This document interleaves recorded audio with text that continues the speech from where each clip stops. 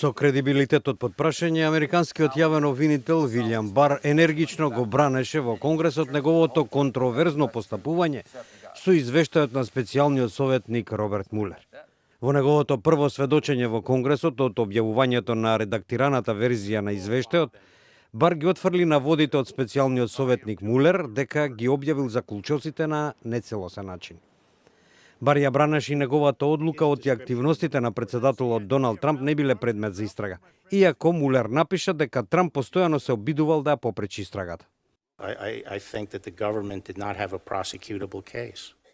Јавниот обвинител ги објасни и неговите постапки во врска со објавувањето на писмото, кое Мулер го испрати до Бар и во кое му забележува дека резимето на Бар, на неговиот извештај, не успеа да ги долови контекстот, природата и суштината на речиси двегодишната истрага на Мулер. And I called Bob and said, what's the issue here?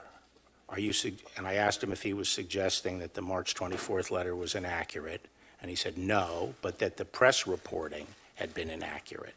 Бар реши да не покрене обвинување против Трамп, иако Мулер јасно не го ослободува председателот, оставајќи му на Конгресот да преземе понатамошни акции.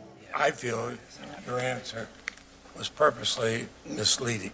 Републиканците во одбрана на Бар се обидува да го свртат фокусот на друго место. But when the Mueller report is put to bed, and it soon will be, this committee is going to look long and hard at how this all started. Инаку објавената редактирана верзија на извештајот на специјалниот советник Мулер стана бестселер во Соединетите држави. Само во првата недела од појавувањето биле продадени над 40.000 примероци, што е најмногу од која било друга книга. Во почетокот на 2017 година Мулер доби задача да спроведе истрага за вмешаноста на Русија во председателските избори во 2016 и можните интеракции меѓу соработниците на Доналд Трамп и руски официјални лица.